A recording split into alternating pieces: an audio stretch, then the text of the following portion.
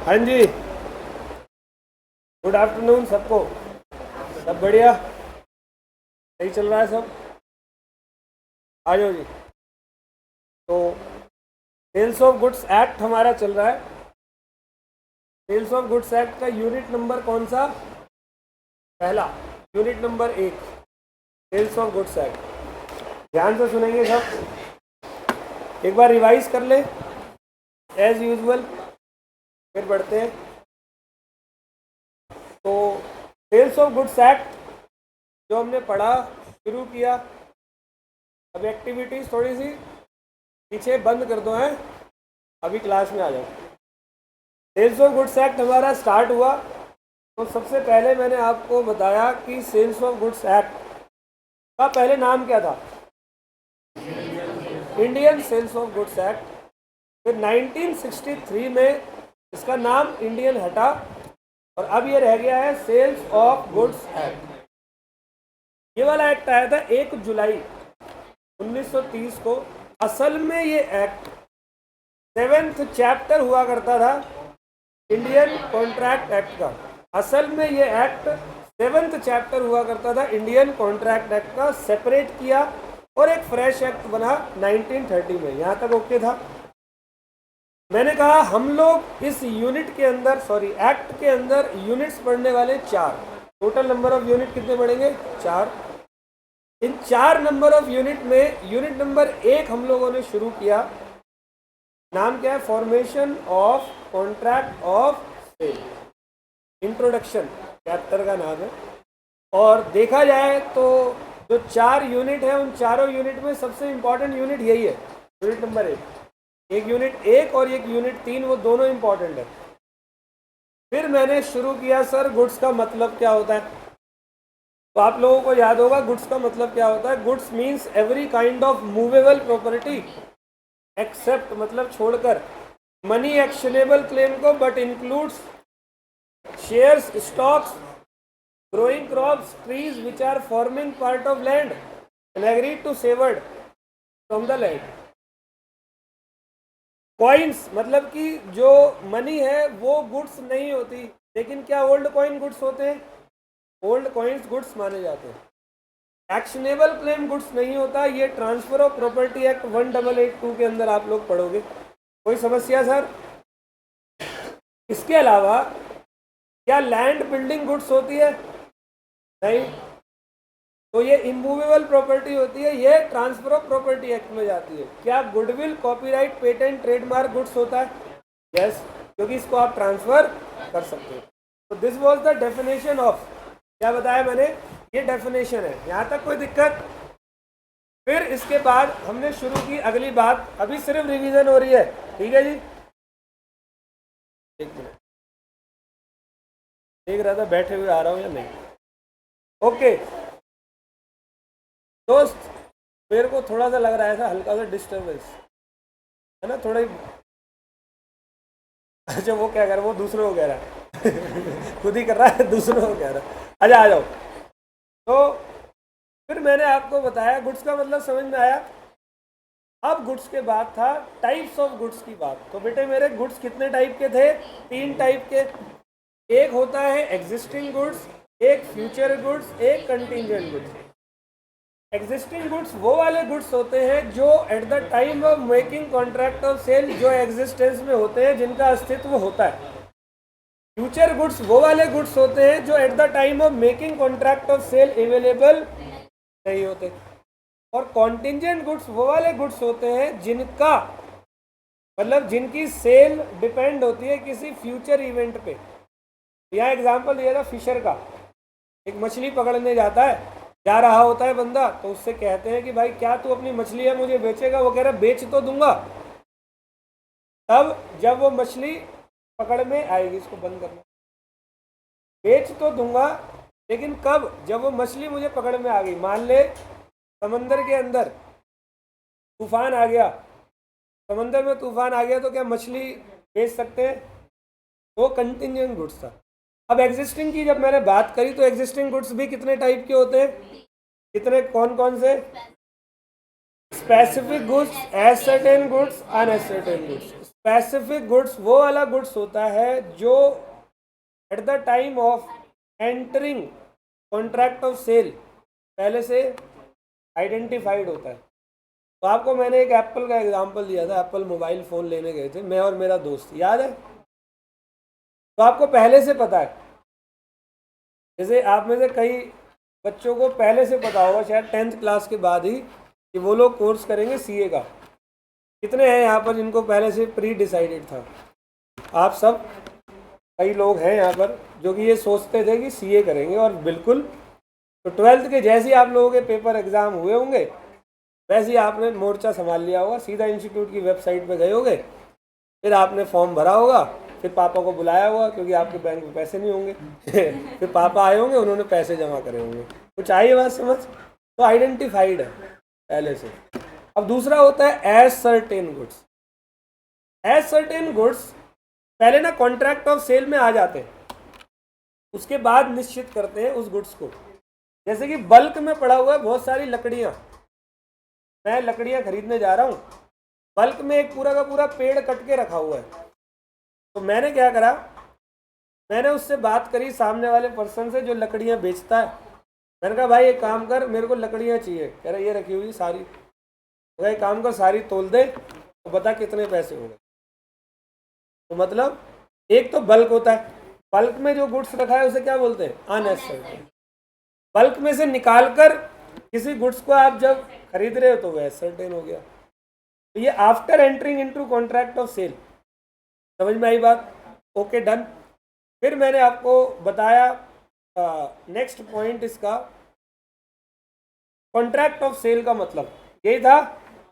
मैंने बताया contract of sale का मतलब होता है it means when one person that is seller, section 4 है इसका, और गुड्स की डेफिनेशन का सेक्शन 2 सबसेक्शन 7। तो कॉन्ट्रैक्ट ऑफ सेल का मैंने मतलब बताया it means when one person transfers or agrees to transfers general property in goods to buyer for price.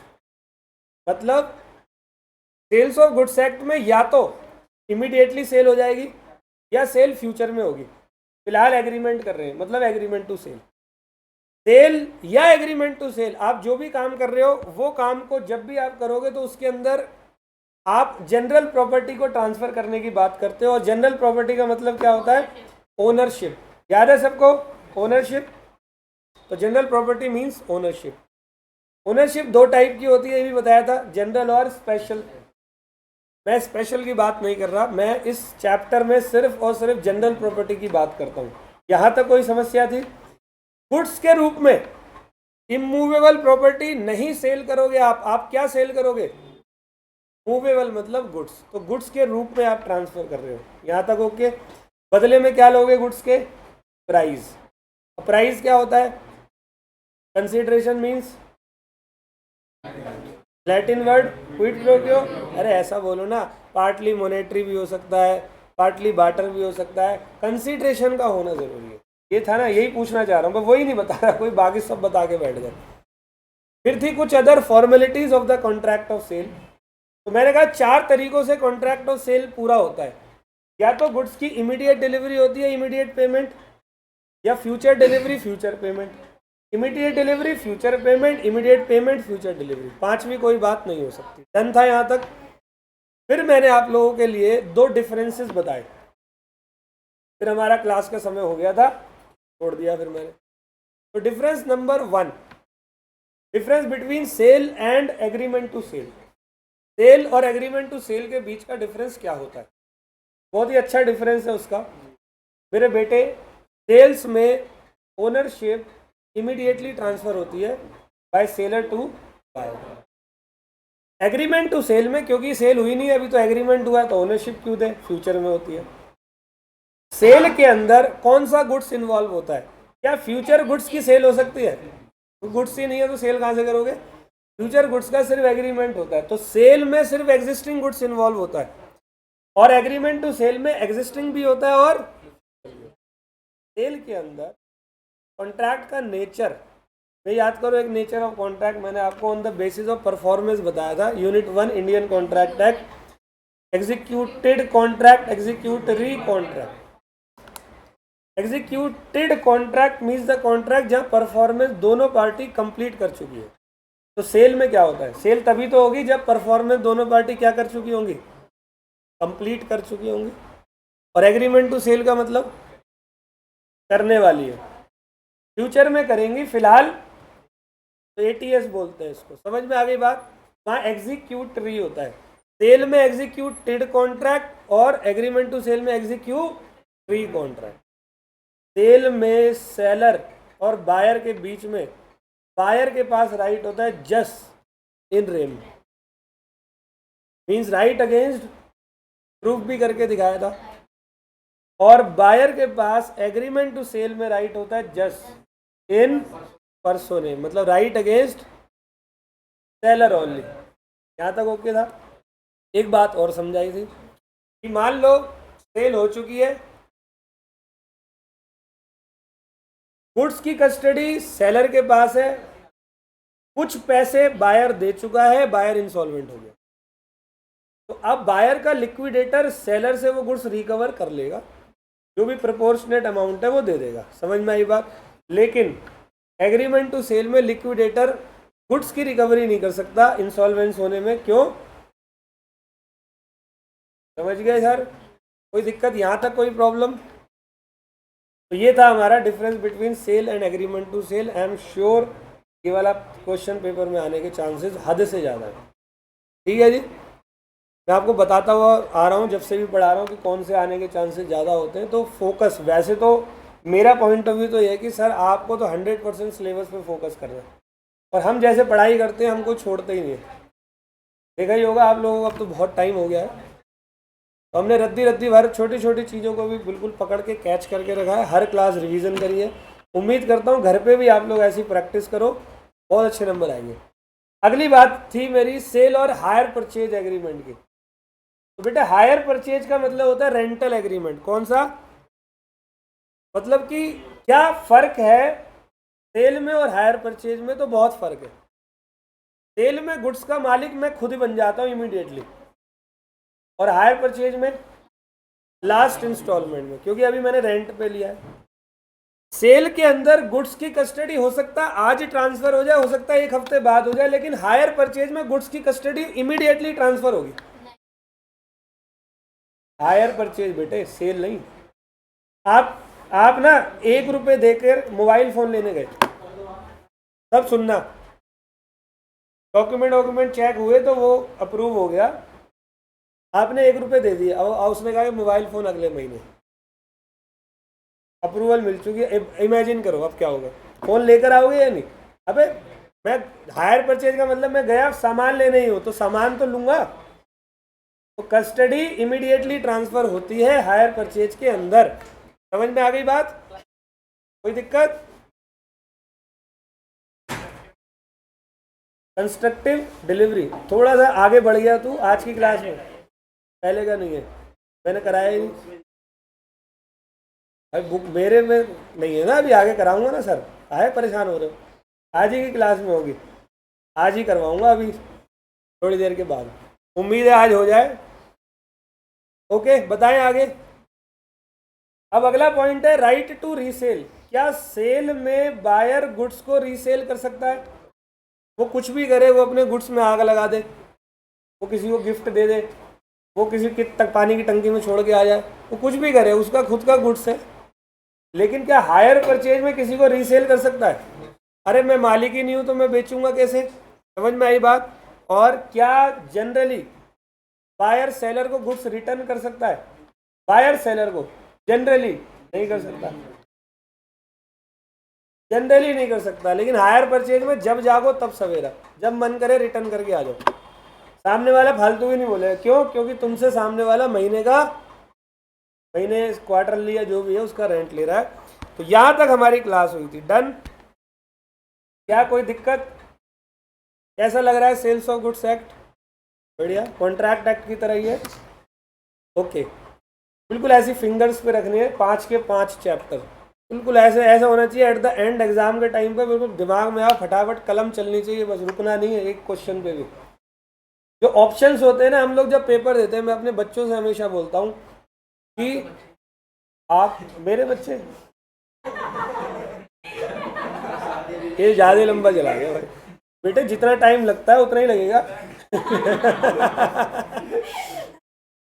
तो इतनी जल्दी पीछे पड़ गया मेरे यार, इतनी जल्दी तो मैं, अभी तो मेरी माँ भी पीछे नहीं पड़ी।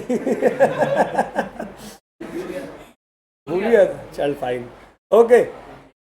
तो मैं उन बच्चों पे नहीं गया था अभी, अभी मैं तुम्हारे पास ही था। तो मैं हमेशा अपने स्टूडेंटों को, ये ठीक है, मैं हमेशा अपने स्टूडेंटों को एक बात बोलता हूँ कि पढ़ाई इस तरीके से करो कि सारे क्वेश्चन जो भी एक होता नहीं ऑप्शंस में छोड़ने वाले, आपको वो भी आते हो। मतलब आप इस बीच में लड़ाई कर रहे हो अपने दिमाग से कि वो छोड़ू या छोड़ ये, क्योंकि दोनों आते है ना, ये होती है जीत। इसको बोलते हैं मतलब कि हमने कुछ पढ़ाई अच्छे से करी है। समझ में आई बात? तो पूरा जो पेपर है वो बहुत अच्छे तरीके से, जब भी वहाँ पर लिखने बैठे तो कलम चलनी चाहिए प्यार से, मोहब्बत से, मक्खन की तरह, ठीक है। और लव लेटर मत लिख के आ जाना वहाँ। भाई मोनिका की प्रेम कहानी लिख के आ गए वहाँ पर। चलो जी,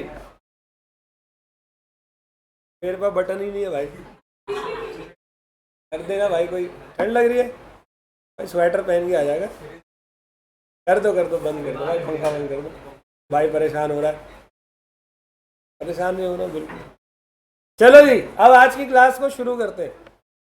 तो अभी तक सिर्फ रिवीजन थी, अब क्लास चालू, स्टार्ट। अगला टॉपिक है हमारा, पहले आपको पूरा टॉपिक समझा दूं। टॉपिक का नाम है difference between sale and bailment. क्या है difference between sale and bailment? सुना है कभी इस शब्द के बारे में, बेलमेंट? मैंने आपको कंसीडरेशन में भी थोड़ा सा हल्की सी झलक दी थी इसकी। Exceptions to the general concept, no consideration, no contract. अगर आप ग्रेचुअस बेलमेंट करते हो तो वो अलाउड है, ऐसी कुछ बताया था वहाँ पे मैंने। उसी की रिवीजन अभी फिर हो जाएगी तुम्हारी। बेटे पहले तो मैं आपको बेलमेंट शब्द का मतलब बताता हूँ। बेटे बेलमेंट का मतलब होता है ट्रांसफर ऑफ कस्टडी। अच्छा, इस कस्टडी को आप ऐसे ही बोल सकते हो position of goods. Transfer of position of goods by one person to another person. Transfer of custody of goods by one person to another person is called bailment. एक example के साथ में लेते हैं। मोटरसाइकिल आती है चलानी, स्कूटी आती है, स्कूटी चलाइए कभी किसके साथ? ठोकी है? लड़कियां बहुत डेंजर चलाती है स्कूटी, ऐसे नहीं होता?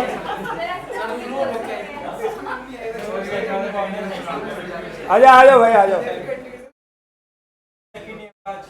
हाँ जी, सेकंड ही होता है।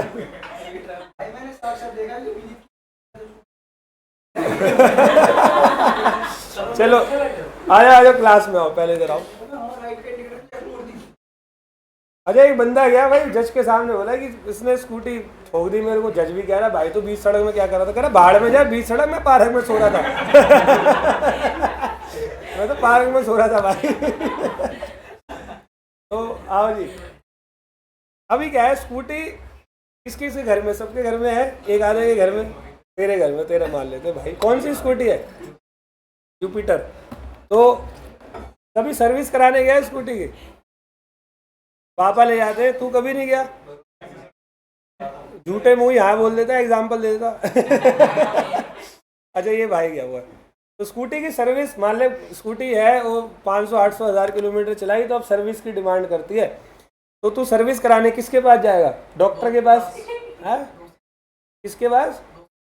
दोस्त, वो मिस्त्री है तो मालिक है, जो भी है, किस दुकान पे जाएगा ना। तो क्या होता है, ये जनरली हम क्या करते हैं, हम सर्विस कराने गए अपने स्कूटी की। मैंने बोला भाई स्कूटी के अंदर पूरी सर्विस कर दे, बढ़िया से इंजन विंजन में ऑयल चेक कर लियो, ब्रेक चेक कर लियो, सब कर लियो। तो वो एक ही बात बोलता है, मैं जितनी बार भी गया हूँ यही बोलता है कि भाई 3-4 घंटे बाद स्कूटी को ले जाना। तो या तो हमारे पास ऑप्शन है 3-4 घंटे वहीं बैठे रहे, मगजमारी करते हैं, उसमें काले पीले से अखबार होते हैं वो पढ़ते रहे, या फिर कहीं घूम के आ जाए। तो हम मैं जब भी स्कूटी की सर्विस पे देके जा रहा हूँ, 2-3 काम मेरे पास ऑलरेडी होते थे। इतने में वो हो रही होगी, इतने में मैं काम कराऊंगा। अब स्कूटी मैंने उस बंदे को दी, आपको नहीं लगता मैंने सिर्फ और सिर्फ अपनी स्कूटी की कस्टडी उस बंदे को दी है? कस्टडी दिया और कुछ तो नहीं, या मैं स्कूटी का मालिकाना हक भी यानी पेपर भी दिलाता हूँ, ले भाई 4 घंटे के लिए तेरे नाम है, कोई आए तो देख लियो, ऐसा तो नहीं करता ना। ठीक है भाई, स्कूटी सिर्फ मैंने कस्टडी दी है, इसको बोलते हैं बेलमेंट। जिस बंदे ने यानी कि मैंने स्कूटी की कस्टडी दी है उसको बोलेंगे बेलर, और जिसके पास कस्टडी गई उसको क्या बोलेंगे? ठीक है भाई। अब क्या हुआ जी, स्कूटी 4 घंटे बाद मैं गया तो मेरी स्कूटी की सर्विस बिल्कुल तैयार, स्कूटी साफ सुथरी तैयार। मैंने कहा ला भाई चाबी दे, उसने मुझे चाबी दी और मैं उसको थैंक यू बोल के निकलने लग गया कि थैंक यू भाई, तू कितना अच्छा आदमी है, ऐसे लोगों की सेवा करता रहे। तो जो अपने काले काले हाथ हैं वो मेरे पे छापेगा नहीं है जी। इधर आ साले गरीब, 4 घंटे से लगाओ स्कूटी में और फ्री में जा रहा है, क्या उसको पैसे नहीं देंगे हम? तो बेटे मेरे, ऐसा बेलमेंट जिसके अंदर हम पैसे देते हैं उसको कहते हैं नॉन ग्रेचुअस बेलमेंट।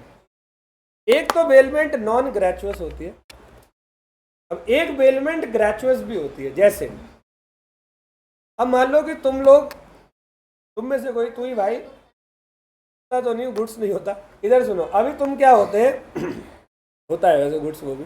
अभी क्या है कि तुम मान लो कि सिंगापुर जा रहे हो भाई, तुम्हें कहीं से टिकट विकेट मिल गई, कोई इंश्योरेंस कंपनी ने तुम्हें लकी ड्रॉ में टिकट दे दी कि पूरी फैमिली जा रही है सिंगापुर। ठीक है, अब सिंगापुर तुम कैसे जाओगे? स्कूटी से बैठो, प्लेन से जाओगे। अब तुमने कहा यार हमारे यहाँ ना स्कूटी, तुम्हारे पास मान लो पार्किंग नहीं है, स्कूटी चोरी हो जाती है।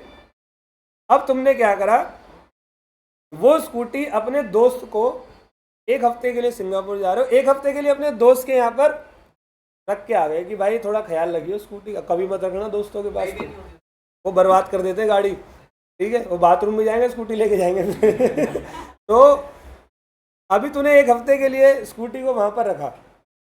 अब 1 हफ्ते के लिए स्कूटी तू वहाँ पर जब रखता है, तो जब तू वापस आया सिंगापुर से घूमते घुमाते बढ़िया, अब तूने अपने दोस्त से बोला चाबी दे, वो कह रहा भाई 500 रुपये, मैं काय कह रहा 100 रुपये चार्ज है पार्किंग का।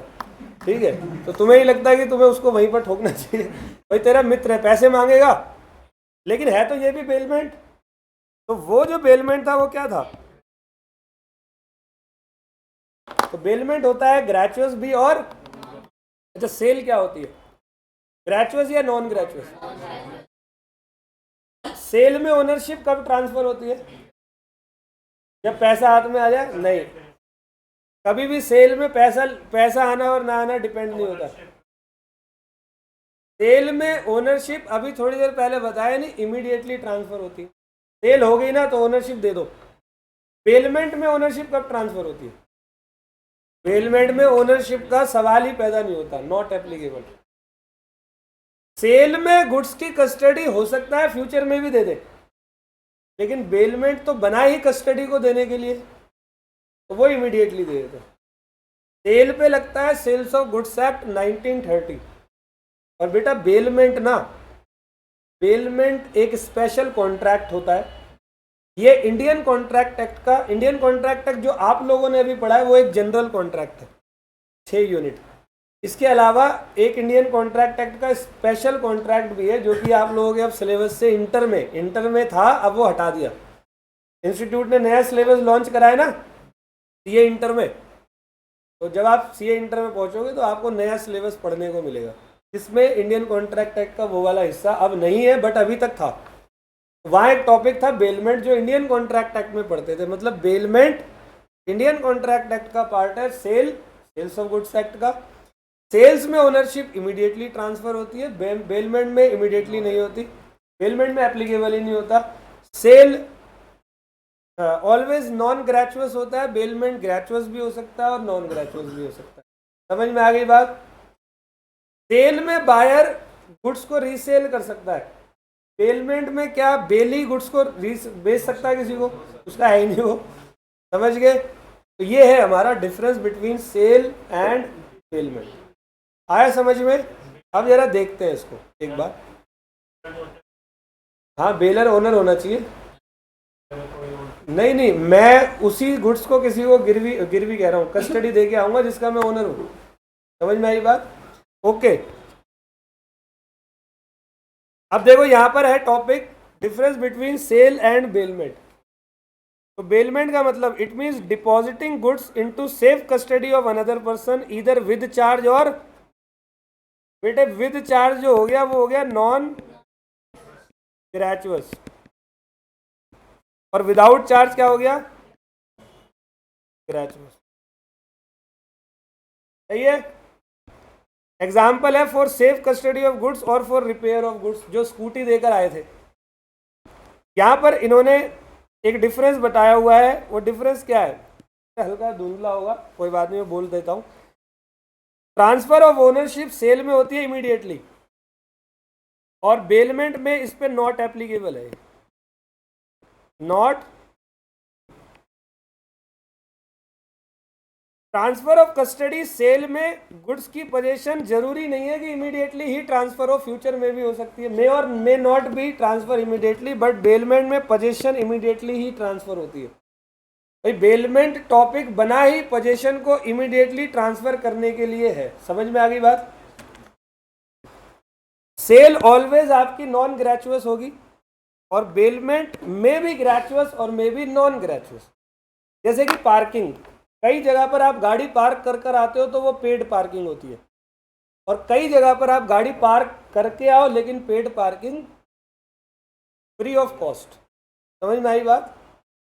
तो फ्री ऑफ कॉस्ट पार्किंग है, वहां भी तो आप अपने गुड्स को, अपनी कार को पार्क करके आ रहे हो। समझ में आ गई बात? और रेगुलेटेड बाय कह रहा है sales of goods act 1930। Sale पे कौन सा एक्ट लगता है? सेल्स ऑफ गुड्स एक्ट होगा, और इंडियन कॉन्ट्रैक्ट एक्ट एप्लीकेबल होता है बेलमेंट के ऊपर। बेटे कैसा लगा सेल और बेलमेंट? डन मेरे भाई? कोई डाउट किसी को? अगला बेटे ये भी बड़ा अच्छा पॉइंट है, जरा इसको भी बता दे। अगला है contract for work and labour. अगला है difference between sale and contract for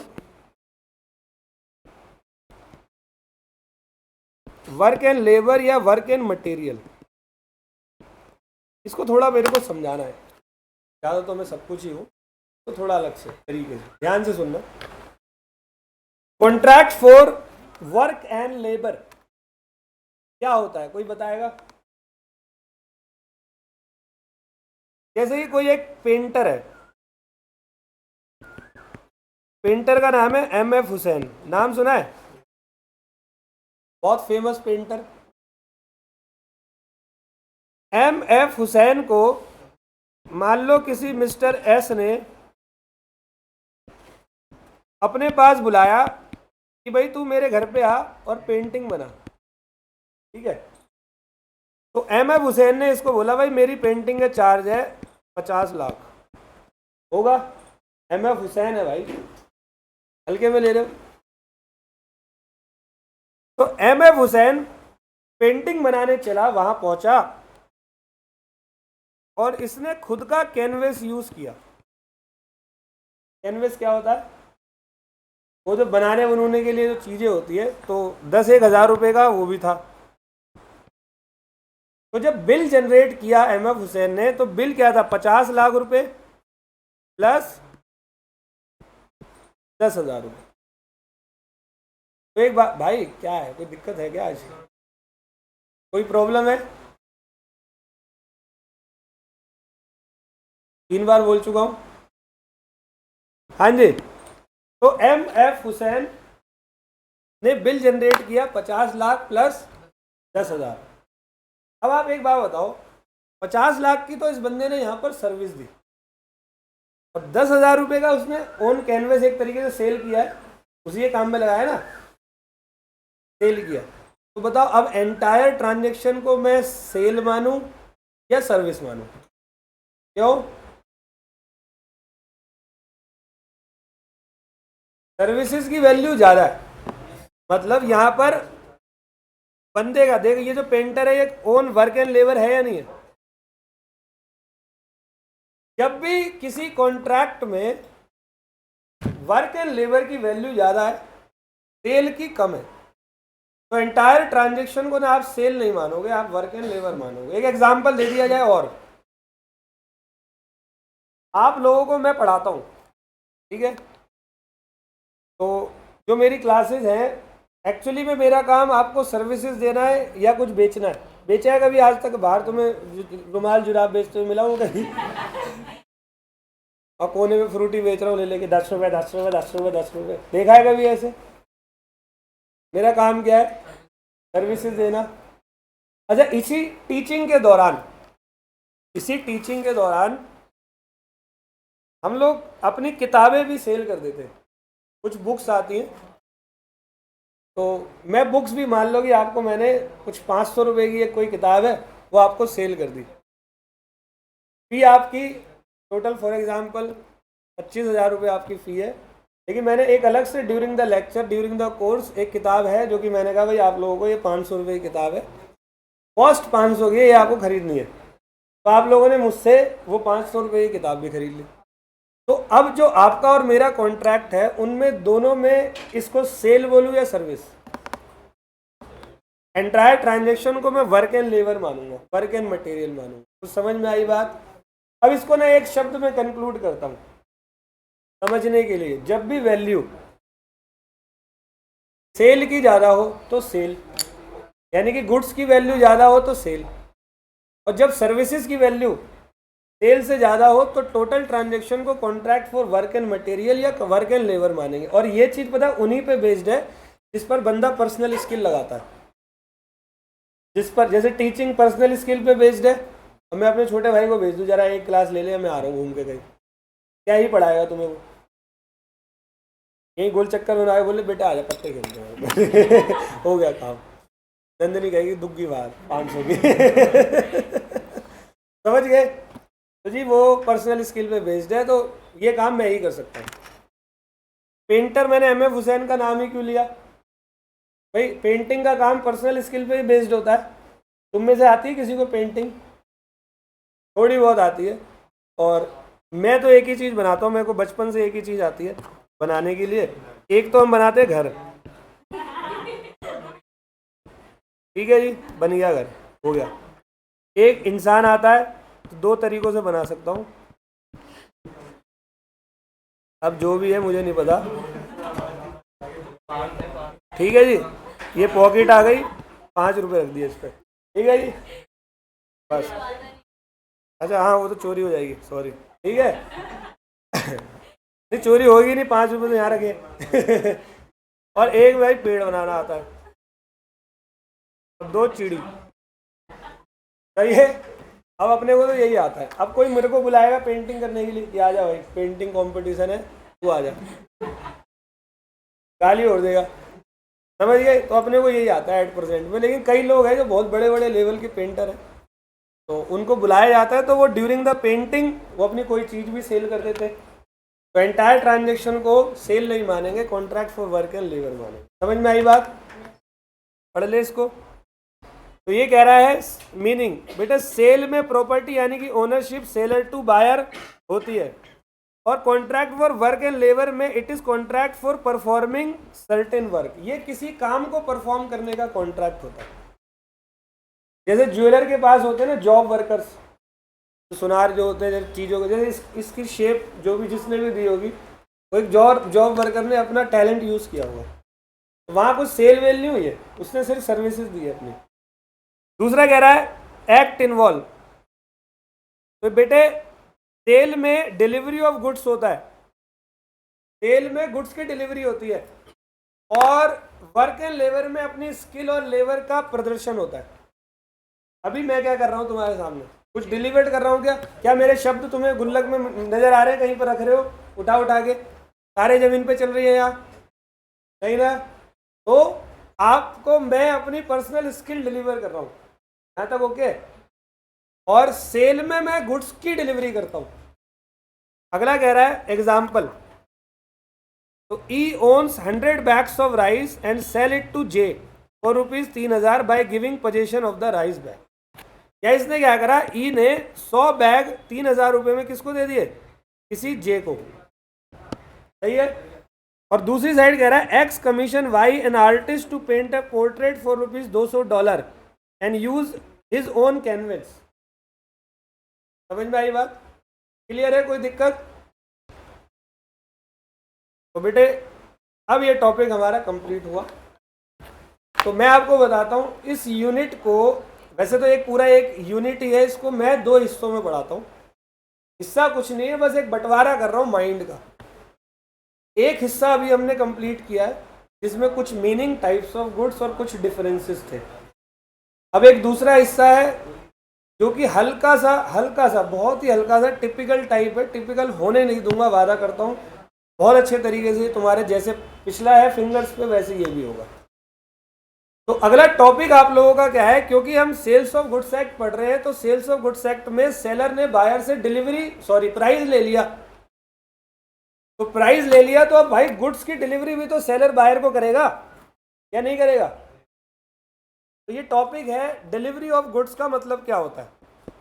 dog मतलब डिलीवरी ऑफ, बेटे डिलीवरी ऑफ गुड्स का सिंपल मतलब होता है it means voluntary.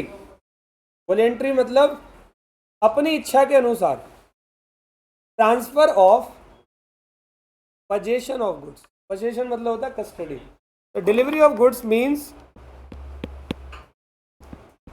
Voluntary transfer of possession of goods by seller to seller buyer को voluntary अपनी इच्छा के अनुसार गुड्स की पोजीशन ट्रांसफर कर रहा है। यहां तक कोई प्रॉब्लम? असल में आपके एग्जाम में आता है सर टाइप्स ऑफ डिलीवरी क्या होती है।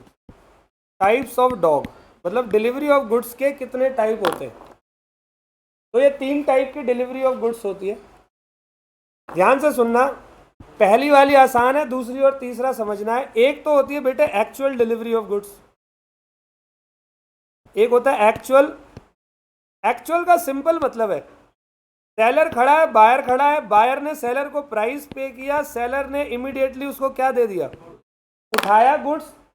जैसे मान लो ये लैपटॉप है, आप में से कोई ये भाई आया मेरे साथ, कह रहा सर लैपटॉप दे दो, तो मैंने कहा 50,000। इसने 50 की गड्डी निकाली, मुझे दी, मैंने इसको लैपटॉप दिया, ओनरशिप दी, ये अपने घर चला गया। Simple actual delivery, this is क्या, एक्चुअल डिलीवरी ऑफ गुड्स। अब अगला है आपका सिंबॉलिक डिलीवरी ऑफ गुड्स। तो ये सिंबल क्या होता है? सिंबल मतलब गुड्स नहीं दिया, कोई टोकन दे दिया, कोई सिंबल दे दिया, और वो सिंबल ना गुड्स को रिप्रेजेंट कर रहा है। कोई क्रिकेट मैच देखा है? हाँ जी, टोकन मनी नहीं होती सर। टोकन मनी तो एक तरीके का वो हो गया पगड़ी, एडवांस, समझ गए? टोकन मनी ये नहीं होता। तो सिंबॉलिक डिलीवरी के बारे में बताता हूँ। कभी क्रिकेट मैच देखा है तुमने पूरा? कभी मैन ऑफ द मैच देखा है, जो प्राइज सेरेमनी होती है? तो मान लो कि कोई किसी प्लेयर ने, मान लो मैं ही हूँ, मैं क्रिकेट खेल रहा हूँ IPL के अंदर, ठीक है जी, और गलती से 8-10 छक्के मार के आ गया, पता नहीं कैसे, ठीक है जी। एक मक्खी मुझे परेशान करी थी, मैं उसी को हटा रहा था, बॉलर सामने बॉल करा, छक्के पड़ने लगे। बाई मिस्टेकली मैं मैन ऑफ द मैच के लिए चुना गया। कमेंटेटर आया, उसने मुझे मैन ऑफ द मैच के लिए चुन लिया, ठीक है जी। अब जाते हैं स्टेज पे, तो मान लो मैन ऑफ द मैच में मिली मुझे कार। IPL में बड़े महंगे महंगे गिफ्ट मिलते हैं ना। अब मुझे कार मिली, तो कार जब वो लेकर आते तो कार की बड़ी सी चाबी होती है, उसने मुझे चाबी दी। अब मैं चाबी लेके, मैंने ला भाई दे, कार स्टार्ट करनी है, ला दे जल्दी। वो चाबी ना दे, अब कैमरा वैमरा है, वो कह रहा मगर देना, चाबी देता क्यों नहीं है भाई? पता है वो जो चाबी बड़ी सी होती है, वो एक तरीके से क्या है, आर्टिफिशियल है, सिंबल है, ये कार अब। ये नॉर्मली मान लो मैंने आपसे, किसी से आपकी स्कूटी मांगी, लाया कोई अभी? लाया? मैंने कहा भाई स्कूटी दियो, वो मैं डलवा लूंगा, वो मुझे पता है डलवाना ही पड़ेगा, लेकिन लेकिन मैं तेरे से ये पूछ रहा हूँ, अरे तू सीरियस हो गया, मैं जब एग्जाम्पल दे रहा हूँ।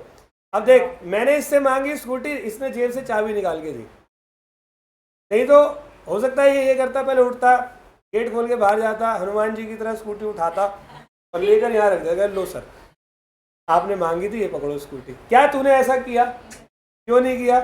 क्योंकि स्कूटी को रिप्रेजेंट जो है वो चाबी कर रही है, मतलब की इज द सिंबल। अगर ये मुझे चाबी दे देता है तो मतलब मेरे को इसने डिलीवरी कर दी स्कूटी। क्लियर है? समझ में आ रही बात?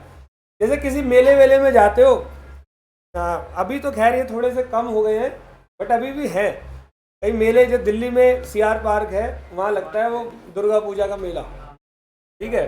और ट्रेड फेयर है अपना प्रगति मैदान, ये अपना सूरज कुंड में फरवरी में लगता है 1 से 15। तो ये मेले लगते हैं, तो मेले में जाओ आप। असल में मेले में जाने का मजा है खाना पीना और कुछ नहीं। जाओ, टोकन मत खरीदो, वो किसी और की चाउमीन थी, खुद लो और खा लो। खाइए कभी ऐसे। अभी सुनो, तो वहाँ क्या है, जैसे कि मेले में हम खड़े और बड़ी तेज भूख लग रही है भाई, देखा तो सामने वो नूडल्स वाले चाउमीन वगैरह वाले हैं, तो वहाँ पर गए तो हमने उसको पैसे दिए 100 रुपये प्लेट। तो उसने वो गुलाबी सी एक पर्ची दे दी, तुमने वो पर्ची खा ली, अरे लग रहा है यही चाउमीन है। वो पर्ची क्या है? वो पर्ची एक सिंबल है कि तू वो पर्ची लेके आगे जा। वो एक गंदा सा बंदा, मोटा सा पेट, बनियान में वो चाउमीन बना रहा होगा, ठीक है। हाँ, वो उसी से एक ही वो देखा है तुमने चाउमीन बनाते हुए, वो जो टिक्की वालों को देखा है, जो गली में से आते हैं, वो जो अपनी कढ़ाई पे ऐसे मारते भी हैं, टन टन टन होता है ना हाथ में, कढ़ाई पे टिक्की वाले को देखो, वो उसका तेल लगा होता है, गर्मी में पसीना आ रहा होता है, पसीना भी उसी में गिर रहा है, उसी में ऐसे मार रहे हैं। इधर से कुत्ता आया, कुत्ते को उसी से भगाया, हट निकल यहाँ से, फिर उसी से टिक्की ले लो। फिर ज़्यादा ही थोड़ी सी खुजली हुई, पीछे किया, टिक्की ले लो, ठीक है। खाइए कभी ऐसे? नहीं खाई, पता नहीं लगा होगा, ये सही बोला इसने। दिस इज बिल्कुल गुड आंसर। ऐसे ही देते हैं ये लोग भी। अरे सुनो, काम की बात पे आते हैं। तो वहां पर क्या हो रहा है कि आपने उसको पैसे दिए, उसने आपको एक गुलाबी सी पर्ची दे दी जिसमें लिखा हुआ था चाउमीन। तो आप अब हकदार हो चुके हो, वहां उसी बुरे से अंकल के पास जाओ, वो पर्ची दो और वो बुरा सा अंकल आपको प्लेट में चाउमीन दे देगा, सिर्फ उस पर्ची के दम पे। वो आपका एक, वो पर्ची आपकी सिंबल है। आ गई बात समझ? और तीसरी बात है, तीसरी डिलीवरी, ध्यान से सुनना, वही जो अभी आपने पूछा था। तीसरे को कहते हैं बेटे कंस्ट्रक्टिव डिलीवरी। अच्छा, कंस्ट्रक्टिव का मतलब क्या होता है? कंस्ट्रक्शन मतलब क्या होता है? कुछ चेंज होना। अब जैसे मैं ये बोलूँ यहाँ कंस्ट्रक्शन अभी हुआ था थोड़े टाइम पहले, कंस्ट्रक्शन मतलब क्या? पूरी बिल्डिंग तोड़ दी थी, जी हटाओ, कंस्ट्रक्शन करना है, क्रिकेट खेलेंगे अब यहाँ। तोड़ फोड़ होती है, सब नया बनाना, मतलब कुछ बदलाव। कंस्ट्रक्शन मतलब ये होता है कुछ बदलाव। तो देखना यहाँ कुछ बदलाव ही करूंगा, आप सुनना। कंस्ट्रक्टिव डिलीवरी क्या है? मान लो किसी के गोडाउन में, मिस्टर जेड का गोडाउन है, मिस्टर जेड के गोडाउन में मिस्टर ए का कोई गुड्स रखा हुआ है, ठीक है। तो बताओ कि जो गोडाउन का रजिस्टर होगा उसमें ओनरशिप के आगे किसका नाम लिखा होगा? कोई दिक्कत? मिस्टर ए ने इस गुड को सेल कर दिया मिस्टर बी को, कोई दिक्कत? अब मिस्टर बी के पास भी रखने की जगह, तो बस इतनी सी बात हुई। ए ने जेड को ये बोला कि जो ये तेरा रजिस्टर है, इस रजिस्टर में मेरा जो नाम लिखा है ए, उसको हटा दे। अब इस गुड्स का मालिक कौन हो गया? जैसे ही हटाया, कंस्ट्रक्शन हुआ है नहीं? सामान सच बताऊं तो अपनी ही जगह है, बट उसकी ओनरशिप बदलकर किसी और के पास चली गई, तो कहते हैं कंस्ट्रक्टिव डिलीवरी। नहीं आया? हाँ जी, दोबारा बता देता हूँ। आपको कुछ पूछना है? हाँ वैसे ही हो गया, बिल्कुल बिल्कुल। सुनना ध्यान से, एक बार और बता देता हूँ। भाई मेरा कोई गुड्स है जो कि फॉर एग्जांपल सुमित सर के घर पे रखा है, मेरा गुड्स। अब मैंने वही गुड्स आपको सेल कर दिया, जेब से फ़ोन निकाला, मैंने आपको बोला कि ये गुड्स आप सुमित सर से ले लो। आपने कहा जगह तो मेरे पास भी रखने की है नहीं। मैंने फ़ोन निकाला, लाउड स्पीकर ऑन किया, मैंने कहा सुमित सर कृपया करके ये जो गुड्स है ना आपके घर पे रखा है, अब वो मेरा नहीं रहा। अब वो किसको दे दिया मैंने? मैंने इसको दे, क्या नाम है भाई भूल गया, रोहित, रोनित। तो मैंने रोनित को दे दिया, रोनित को बेच दिया है। अब आगे कभी भी गुड्स को लेने आएगा तो मैं नहीं आऊँगा, रोनित आएगा। तो सुमित सर ने बोला okay done.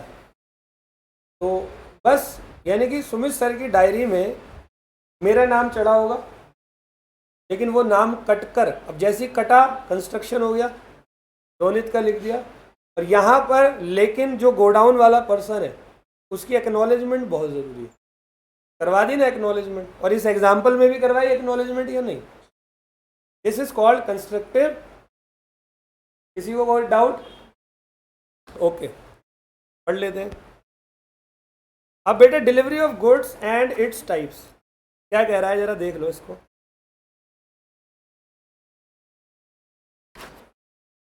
Delivery of goods and its types कह रहा है इट मीन्स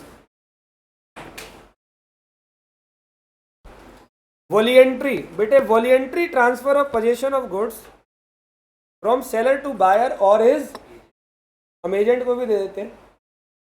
अब types of delivery of goods है यहाँ पर।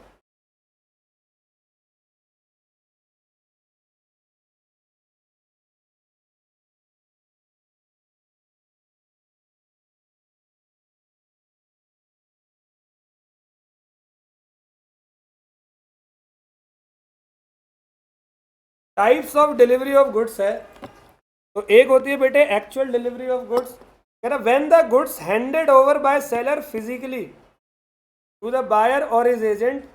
बायर वो एजेंट वो होता है जो ऑथराइज्ड होता है पोजीशन लेने का। फिजिकली दे रहे हैं हम, खुद उठाकर खुद ही दे रहे हैं।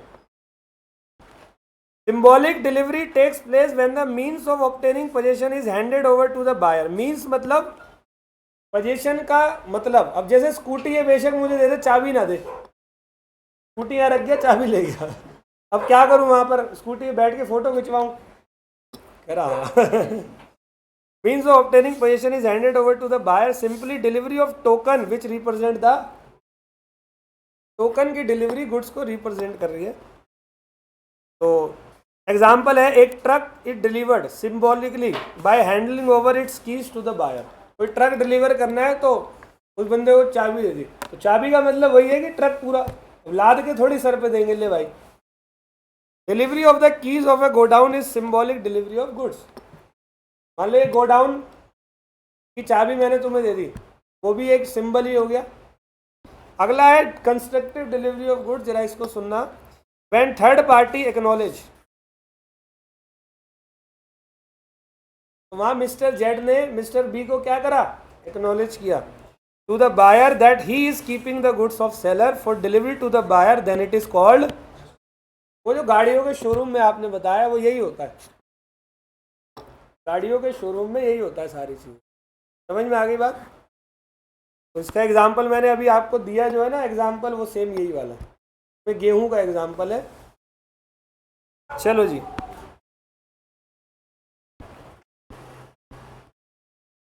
कंप्लीट हो गया क्या? नहीं नहीं ख़त्म तो नहीं हुआ, पीडीएफ कंप्लीट हो गई, ठीक है। तो कोई बात नहीं, मैं दूसरी इंपोर्ट कर लेता हूँ।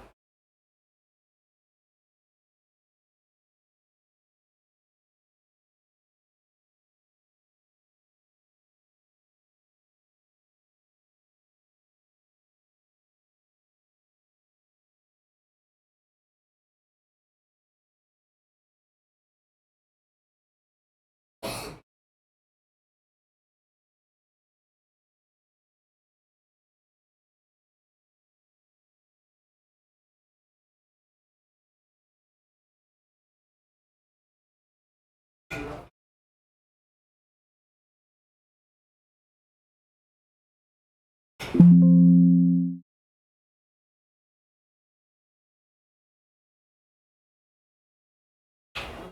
जाओ जी।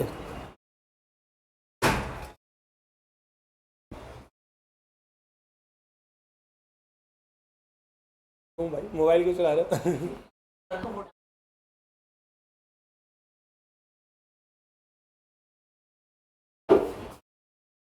चलो जी बेटे आ जाओ, अगला टॉपिक हमारा शुरू होता है।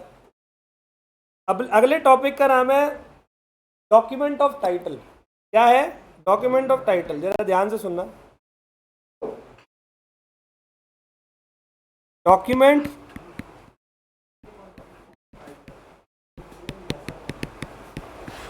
ऑफ टाइटल, तो बताएगा कोई इसका मतलब डॉक्यूमेंट ऑफ टाइटल का?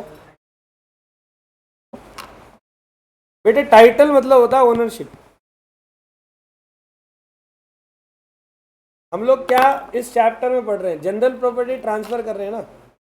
तो एक सेलर बायर को ओनरशिप जो ट्रांसफर करता है, क्या वो रिटर्न डॉक्यूमेंट नहीं होता? सिंपल, एक बायर ने सेलर से कोई गुड्स परचेज किया, बायर दुनिया को कैसे बताएगा कि ये गुड्स मेरा है? उसी डॉक्यूमेंट से। तो डॉक्यूमेंट ऑफ टाइटल एक रिटर्न डॉक्यूमेंट होता है, जो कि या तो सिर्फ डिलीवरी करके, मतलब एक बंदा पेपर उठाए दूसरे को दे दे, अब दूसरा बंदा उस चीज का क्या हो गया? मालिक। या इंडोर्समेंट करके। इंडोर्समेंट मतलब होता है उस पेपर पे साइन करना। क्या कर देना? ए ने बी को दिया तो ए पहले उस पर क्या कर देगा? अब वो डॉक्यूमेंट किसका हो गया? बी सी को देता है तो उस पर भी क्या कर देता है? इसको कहते हैं इंडोर्स करना। अभी एक एग्जाम्पल देंगे इंडोर्समेंट का बढ़िया सा, पूरे टाइटल का एग्जाम्पल देता हूँ, ध्यान से सुनना। और उस एग्जाम्पल को मर्ज करूंगा अगले टॉपिक के साथ में, जो इसी के साथ में डॉक्यूमेंट ऑफ टाइटल, और उसके टाइप्स बताऊंगा। मान लो कि मेरे को कोई, मैं एक एक्सपोर्टर हूँ, मैन्युफैक्चरर प्लस एक्सपोर्टर। तो मैं कोई चीज़ बनाता हूँ, क्या बनाए? पानी की बोतल बना लेते हैं। प्यास भी लग रही है मुझे, तूने सही याद दिलाया यार। उधर देखना ब्लैक बोतल होगी अंदर, हैवी सी होगी, भारी सी, दे दो यार। खाली तो नहीं है कुछ उसमें?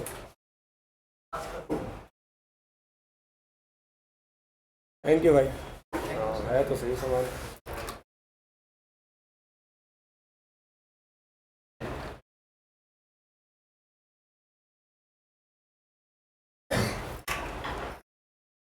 अब क्या हुआ मेरे भाई?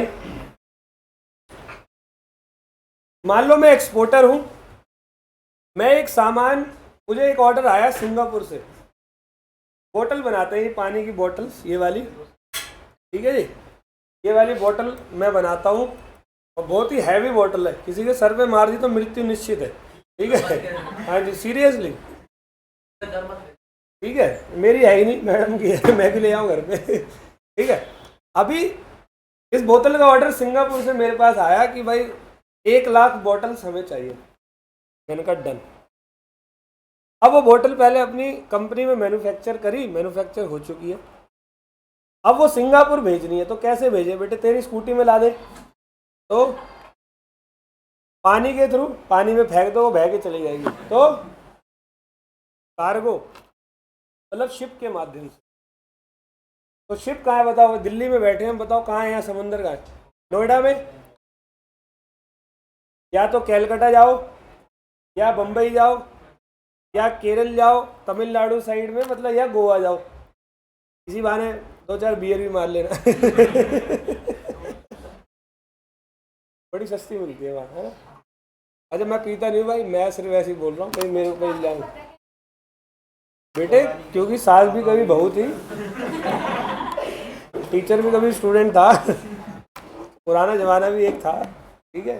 मैं दूसरे मेरे दोस्त थे उनको देखता था मैं।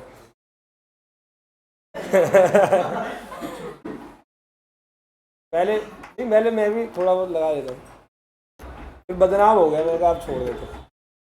कहते कुछ सही तो कुछ खराब कहते हैं, लोग हमें बिगड़ा हुआ नवाब कहते हैं। और हम तो बदनाम हुए, अभी पूरा नहीं हुआ भाई है ना, दोबारा से। कुछ सही तो कुछ खराब कहते हैं लोग, हमें बिगड़ा हुआ नवाब कहते हैं। निकाल फोन तो मेरे भाई, कुछ सही तो कुछ खराब कहते हैं और लोग मुझे बिगड़ा हुआ नवाब कहते हैं। हम तो बदनाम हुए कुछ इस कदर कि पानी भी पिए तो शराब कहते हैं। रहना। चलो जी, तो एक पुराना एक दौर होता है ना सबका, चले जाना कभी गोवा हुआ वहीं से गुजरते हुए। अभी आज टॉपिक पे आते हैं। अभी टॉपिक क्या है कि उस सामान को मुझे पहुंचाना है सिंगापुर। तो वो सिंगापुर पहुंचेगा एक शिप के माध्यम से, कार्गो के माध्यम से। तो कार्गो तक भी तो पहुंचाना पड़ेगा। तो अब मान ले मेरी फैक्ट्री दिल्ली में ओखला में, ओखला से पहले उस ट्रक के अंदर सामान को लादा। एक ट्रक में 1 लाख पानी की बोतलें, बड़ा सा ट्रक था, में लाद दी। अब वो ट्रक वाला जब यहाँ से गुजरेगा, अब मान लो किसी चेक पॉइंट पे ट्रक वाले को रोक लिया पुलिस वाले ने कि भाई क्या लेके जा रहा है, उसने कहा पानी की बोतलें। पुलिस वाले ने 2-4 लगा दी उससे कान के नीचे, चोरी करके लेके जा रहा। हो सकता है या नहीं? तो हो सकता है। तो वो कैसे प्रूफ करेगा? तो बेटे मेरे, उस ट्रक वाले को भी एक डॉक्यूमेंट ऑफ टाइटल दिया होगा मैंने। कुछ समझ में आया? अब वो डॉक्यूमेंट ऑफ टाइटल जब ट्रक वाले के पास पहुंचा, तो ट्रक वाला जो है अब उसको कहीं ना कहीं डिलीवर करेगा। ये ट्रक लेके सीधा शिप के अंदर घुस जाएगा। ट्रैक्टर है, सनी देवल हो रहा है भाई, कहीं ना कहीं तो रुकेगा बीच में। तो ट्रक वाला जब मान लो मुंबई पोर्ट जा रहे हैं, तो पोर्ट के पास पार्किंग तक लगाएगा। अब वो ट्रक से माल अनलोड होकर, तुम्हें क्या लग रहा है, शिप बिल्कुल तैयार होगा उस ट्रक के इंतजार में, बिल्कुल पकड़ के खड़े शिप को, बस वो जल्दी आ जा रहे हैं, ऐसे करेंगे? अरे भाई, वो माल पहले 1-2 दिन वहाँ पोर्ट पे भी रहेगा, रुकेगा। तो वो ट्रक से माल पहले अनलोड किया होगा पोर्ट के ऊपर। पोर्ट को क्या कहते हैं? बंदरगाह हिंदी में। अब वो माल एक जगह पे रखा है। अब मान ले कि कोई बंदा, किसी को प्यास लग रही है, पानी नहीं मिल रहा, बोतल नहीं मिल रही कहीं से, पानी तो खूब बह रहा है। तो उसने क्या करा, उसी सामान में से एक बोतल निकाली, ले गया। तो ये क्या मजाक चल रहा है, कोई भी ले जाएगा? तो बेटे उस सामान को क्या सेफ कस्टडी में नहीं रखना होगा? तो वो सामान जिस भी जगह पर होगा वहां की भी पर्ची मिली होगी, नहीं मिली होगी? 100% मिली होगी। अब फिर थोड़े मान लो अगले दिन वो शिप आ गया। अब वो शिप माल उस शिप में लोड होगा। तो लोड होने के लिए शिप के अंदर, आप शिप में रखा है, एक शिप में 100 कंपनियों का सामान जाता है, शिप बहुत भारी होते हैं। अब कैसे पता लगेगा ये सामान मेरा है? जैसे मैं आपको बोलूं कि ये लैपटॉप मेरा है, कैसे बताओगे? रोज लाता हूँ इसलिए। मतलब तुम मुझे नहीं जानते सड़क पे, ये लैपटॉप मेरा है, मैं कैसे बताऊंगा? मैं डॉक्यूमेंट दिखाऊंगा। तो वो शिप के अंदर भी तो मुझे प्रूफ करना पड़ेगा कि वो डॉक्यूमेंट सामान मेरा है। तो वहाँ भी एक डॉक्यूमेंट होता है। तो ये सारे के सारे रिटर्न डॉक्यूमेंट, क्या तुम्हें नहीं लगता डॉक्यूमेंट ऑफ टाइटल यानी कि ओनरशिप का काम कर रहे हैं या नहीं कर रहे? तो ये है ओनरशिप का काम। डॉक्यूमेंट ऑफ टाइटल एक वाइडर कॉन्सेप्ट है। हम लोग ये समझते थे आज से पहले कि बस लैपटॉप खरीदा, उसका बिल जेब में रखा, वही डॉक्यूमेंट ऑफ टाइटल है। नहीं, document of title is wider, बहुत बड़ा स्कोप है, बहुत बड़ा कॉन्सेप्ट है। देखो मैंने स्टेप बाय स्टेप बताया। 1-2 एग्जाम्पल और दे दूँ, सबको मर्ज करूंगा अभी पढ़ाते हुए। मान लो दिल्ली से मुंबई, मान लो कि मेरा छोटा वाला भाई है और वो मुंबई के अंदर पढ़ाई करता है, ऐसी मान लो। अब वो ये कह रहा है कि फोन आया उसका, कह रहा है भाई मुंबई में यार बड़ी प्रॉब्लम होती है ट्रांसपोर्टेशन में। मुंबई में वाकई में होती, गया कोई मुंबई कभी? गया? कौन गया? तो लोकल में बैठा है मुंबई में, फिर तुझे प्रॉब्लम का पता ही नहीं। ठीक है, अभी सुन भाई, मुंबई की लोकल में जाओ, लोकल ट्रेन वहाँ चलती है, वहाँ की लाइफ लाइन है। मैं गया था एक बार, अपने मामा के घर गया था। ओ भैया, मैं रेलवे स्टेशन पे खड़ा हुआ, बांद्रा रेलवे स्टेशन पे। ट्रेन मेरे से यहाँ से इतनी दूर थी, स्टेशन खाली। मैं फ़ोन पे बात कर रहा था, आज ट्रेन आई, मुझे पता ही लगा मैं ट्रेन के अंदर था वो धक्का मार मूर के मुझे अंदर तक ले गए। वो तो थोड़ा सा और धक्का लगता तो मैं पटरी के उस साइड होता उनका गेट खुला रहता दोनों तरफ से, और भाई मैं ऐसी भिज के ऐसी खड़ा हूँ, फ़ोन ऐसी लगा पड़ा है मेरा, जब तक अगला स्टेशन नहीं आया मेरा फ़ोन नीचे नहीं उतरा। ओ भैया वहाँ तो कत्लेआम हो रखा है मुंबई के अंदर, इतने बुरी तरीके से वहाँ पर लोग चढ़ते और उतरते हैं। आप अपने स्टेशन पे नहीं उतर सकते अगर आप नए हो तो, और पुराने को कोई रोक नहीं सकता उतरने से। उन पे ऐसा टैलेंट होता है, वो दो पैंट के बीच में से निकल जाते हैं। तो भाई ये कौन की आवाज़ ही आई। है ना, तो ये टैलेंट है मुंबईकर्स का। अब मान ले मेरा छोटा वाला भाई है मुंबई के अंदर बैठा हुआ है, तो कह रहा है कि भाई मुझे मोटरसाइकिल चाहिए, या बड़ी ट्रांसपोर्टेशन में दिक्कत होती है, पैसे भेज दे। अब मुझे अपने भाई पे भरोसा नहीं है, वो तो पैसे भेजूंगा तू रात में ही निकल लेगा कहीं, उड़ा के आ जाएगा। तो पैसे नहीं भेज रहा, एक काम करता, तुझे मोटरसाइकिल चाहिए ना, मोटरसाइकिल भेजता हूँ। तो मैंने यहाँ से मोटरसाइकिल खरीदी और खुद चला के गया। कब तक पहुँचूंगा मैं, 6-8 दिन तो लगी जाएंगे पहुँचने में। अब ये मत बोलना सर नया हाईवे बन गया है, ठीक है जी। तो मैंने कहा भी खुद तो नहीं चलाएंगे, तो मैंने क्या करा, इंडियन रेलवे के थ्रू वो मोटरसाइकिल, ट्रेनों में भी जाती है ना मालगाड़ी, वो जो ट्रेन में ही जाती है, मेन गाड़ी में पीछे डब्बा होता है, तो वो मैंने गाड़ी बाइक उसको भेज दी। मैंने कहा ले जा भाई, स्टेशन पे तेरे को बाइक मिल जाएगी। अब मेरा भाई भी बिल्कुल नहा धो के बढ़िया गया स्टेशन पे, ट्रेन पहुंच गई, कह रहा बाइक दो। तो मारे चांटे कह दिए, साले तू फिर आ गया चोरी करने। कह रहा मैं नहीं, मेरी बाइक मेरा भाई ने भेजी। अच्छा मेरा भाई कैसे प्रूफ करेगा, उसके पास बिल होगा या नहीं, तो क्या वो डॉक्यूमेंट ऑफ टाइटल नहीं है? आ रहा है कुछ समझ में? तो ये पूरा डॉक्यूमेंट ऑफ टाइटल का कॉन्सेप्ट है। अब इसको एक काम करते हैं, जो ज़मीन पे उतारते हैं नोट्स के ऊपर।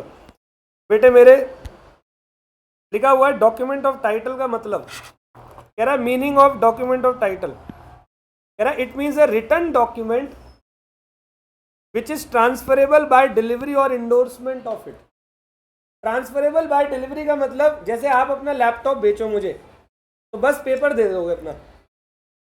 इंडोर्समेंट मतलब होता है कि एक बंदा साइन करके आगे देता है, जैसे बिल्स ऑफ एक्सचेंज नहीं होता है ना, बियरर की बात नहीं कर रहा, नॉन बियरर वाला, उसमें साइन करके देते हैं आगे। हाँ ठीक है। It is use to claim ownership और टाइटल ऑफ द गुड्स, मतलब ये जो है ये यूज होता है गुड्स की ओनरशिप और टाइटल को क्लेम करने के लिए। यहाँ तक कोई दिक्कत? अब एग्जाम्पल है डॉक्यूमेंट ऑफ टाइटल के, जरा वो भी सुन लो। सबसे पहला एग्जाम्पल डॉक्यूमेंट ऑफ टाइटल का है बिल ऑफ लीडिंग। क्या लिखा है भाई? Bill of leading.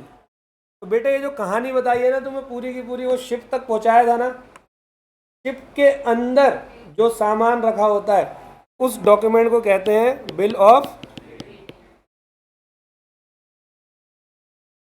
पहले वो डॉक्यूमेंट कहाँ रखा था? डॉक पे, उसको क्या बोलते हैं? अभी अभी मोटरसाइकिल दिल्ली से मुंबई पहुंचाई, उसे क्या कहते हैं? एक मल्टी मॉडल ट्रांसपोर्ट और करियर सर्टिफिकेट होता है, ये भी ट्रांसपोर्टर्स के लिए होते हैं, जो ट्रक व्रक के एग्जाम्पल दिए थे। एक बेटा होता है स्टोर कीपर सर्टिफिकेट या वेयर हाउस सर्टिफिकेट। जैसे एक बहुत बड़ी कंपनी है टाटा मोटर्स, उसका प्लांट लगा पड़ा है। चलो टाटा मोटर्स को छोड़ो, ये पास में, आप कभी गुड़गांव गए होगे तुम लोग? गुड़गांव जाओ तो वहाँ एक मारुति सुजुकी की बहुत बड़ी वो है, बहुत बड़ा प्लांट है, स्पेशल इकोनॉमिक जोन है, गुड़गांव से थोड़ा सा आगे ही है। मैं गया हूँ एक बार, है जी, मानेसर, यस मुझे याद आ गया, मानेसर में बहुत बड़ी लैंड में वो फैला हुआ है। अब वहाँ पर ना हज़ारों एम्प्लॉय तो एक समय पर काम करता है उसके अंदर। कभी जाओ ना वहाँ देखना, बाहर लाइन से कई 100 साइकिलें खड़ी होंगी, सब मजदूरों की होती है। वो आते हैं शाम को अपने घर जाते हैं, साइकिलों का एक झुंड जा रहा होता है। तो जी अब वहाँ पर क्या है, मान लो कोई ये गाड़ी बन रही है, तो गाड़ी को बनाते बनाते 4 नट बोल्ट कम पड़ गए, 4 नट बोल्ट कम पड़ गए। इंजीनियर ने अपने चेले को बोला बेटे भाग के जा, 4 नट बोल्ट लेके आ। वो गया स्टोर, कहाँ जाएगा, स्टोर रूम, या खरीदने आएगा चांदनी चौक। मेट्रो पकड़ के गया, बंदे को 1 बजे भेजा इंजीनियर ने, लंच वंच करके बैठा, रात के 9 बज गए, अभी तक बंदा नहीं आया। फ़ोन करा, कहाँ भाई ट्रैफिक में फंस गया। 4 नट बोल्ट खरीद लिए, साला 3 जेब में, 1 मिल नहीं रहा। दोबारा जा रहा हूँ चांदनी चौक, गाड़ी को होल्ड पे डाल दे, कल आ रहा हूँ। इंजीनियर भाई फांसी ना लगा ले तो मेरा नाम बदल देना। इमेजिन करो, अब ऐसे तो नहीं होगा। अब भाई वो तो वहीं स्टोर रूम तो बनाना ही पड़ता है ना, तो वो गया स्टोर रूम में, भागते भागते गया, नया नया चेला था, बिल्कुल दौड़ लगाते हुए गया सीधा गेट पे। सिक्योरिटी खड़ी होती है, आप देखा ना था, सीधा बिल्कुल दया की तरह लात मारी गेट के अंदर। अब वो स्टोर रूम में तुम्हें क्या लगता है, वो स्टोर रूम तुम्हारे घर का किचन है, जीरे का एक ही डब्बा होगा, साला वो भी नहीं मिलता हमें तो। कभी घुसना अपने किचन में, पता लग जाएगा। मम्मी नमक कहाँ है, अच्छा नमक सामने ही होता है, कभी भी देखना जब बुलाएगी तो सामने ही मिलेगा तुम्हें। तो वो तो इतना सा रसोई का सामान हमें नहीं मिलता, तो स्टोर रूम का सामान कैसे मिलेगा। अच्छा ठीक है, मिल गया तो क्या ऐसे ही उठा के ले आओगे। अब 800 एम्प्लॉय मान लो काम करता है, और हर एम्प्लॉय एक एक डब्बा ही उठा लाया, एक एक डब्बा ले आया, तो उनके पौए का जुगाड़ हो गया रात को। अरे भाई बाहर जाके 250 का बेच देंगे। 800 बंदे लाइन से दारू पी रहे बैठ के, जब भंडारा चल रहा पौए का। हाँ जी, गलत तो नहीं कह रहा। तो बेटे ऐसे नहीं, वहां पर कोई बंदा खड़ा होता है, जिसने भी इंजीनियर ने भेजा होगा 4 पेंच लेने के लिए, उसने एक पर्ची दी होगी, जा भाई ये पर्ची दिखा दियो, तब जाके स्टोर रूम से सामान रिलीज होता है। सेम तुम्हारे कॉलेज की लाइब्रेरी की तरह ऐसे ले आते हो कोई भी बुक से उठा के, जहाँ लाइब्रेरियन ने अपने बॉयफ्रेंड को देखा किताब जेब में है जी। हमारे कॉलेज में लाइब्रेरियन और उसके मतलब दोनों की सेटिंग थी बढ़िया, वो एक दूसरे को ही देखते रहते थे, तो आधी लाइब्रेरी खाली हो गई उनकी मोहब्बत में। ठीक है जी, बड़े आगे। तो इसको कहते हैं वेयर हाउस सर्टिफिकेट, ठीक है, स्टोर कीपर सर्टिफिकेट, वो भी एक डॉक्यूमेंट ऑफ टाइटल होता है। अब कुछ ना स्पेशल पॉइंट है डॉक्यूमेंट ऑफ टाइटल के, आप लोग सुनना। एक ना बेटे मैट्स रिसिप्ट होती है, जो कि कैप्टन ऑफ शिप देता है। एक रिसिप्ट होती है, जैसे कि मैं शिप का कैप्टन हूं, तो क्या मेरे को ये इंश्योरिटी नहीं चाहिए कि मेरी शिप में कितना सामान लोडेड है, नहीं समझे। और कैप्टन ऑफ शिप क्या ये बात नहीं बताएगा भाई मेरी शिप में इतना इतना सामान है। तो कैप्टन ऑफ शिप सिर्फ एक एक्नॉलेजमेंट देता है कि हाँ जी मेरे शिप में इतना सामान पड़ा हुआ है, मेरा नहीं है वो, मेरे शिप में इतना सामान पड़ा हुआ है, उसको बोलते हैं मैट्स रिसिप्ट। क्या होती है बेटे, ये डॉक्यूमेंट ऑफ टाइटल नहीं होती, समझ में आ गई बात। Mats receipt is not document of title, it is just an acknowledgement given by the captain of the ship. Clear है। और एक होता है बेटे शेयर सर्टिफिकेट। शेयर सर्टिफिकेट भी डॉक्यूमेंट ऑफ टाइटल नहीं होता, ये डॉक्यूमेंट शोइंग टाइटल होता है। पता है क्यों, बताऊं, एग्जांपल दूं उसका। ये मिस्टर ए है, मिस्टर बी, ए ने अपने शेयर दे दिए बी को, ठीक है, शेयर का मालिक कौन, लेकिन शेयर सर्टिफिकेट में नाम किसका। अब नाम को 1 मिनट में थोड़ी चेंज होता है, प्रक्रिया होती है, लेकिन ओनरशिप किसके पास है। तो जब ओनर बी है तो ये डॉक्यूमेंट ऑफ टाइटल ए वाले का डॉक्यूमेंट ऑफ टाइटल हो कैसे सकता है, नहीं समझा। दोबारा से बताऊं, ए ने बी को अपने शेयर्स बेच दिए, शेयर सर्टिफिकेट पे ओनरशिप का नाम ए का लिखा हुआ है, बी को बेच दिए, लेकिन असली ओनर कौन है, बी हो गया, बट शेयर सर्टिफिकेट पे आज भी नाम किसका है। तो फिर ये डॉक्यूमेंट ऑफ टाइटल कैसे, क्योंकि ओनर कौन है, बी है। तो इसको कहते हैं डॉक्यूमेंट शोइंग टाइटल। यस, हो जाएगा, कर दो। जब तक नहीं होता मैं तब तक की बात कर रहा हूं। हाँ बिल्कुल बेटे, लेकिन वहां इमीडिएटली ट्रांसफर होता है। नहीं वो तो ठीक है, एग्रीमेंट तो पहले बना होगा, ठीक है बेटे, आया समझ में। लाइट चली गई है, चलो जी, तुम्हारा ये टॉपिक भी हो गया है, ठीक है बेटे। चलो फिर कोई बात नहीं, मुलाकात करते हैं अगली क्लास में। Thank you so much.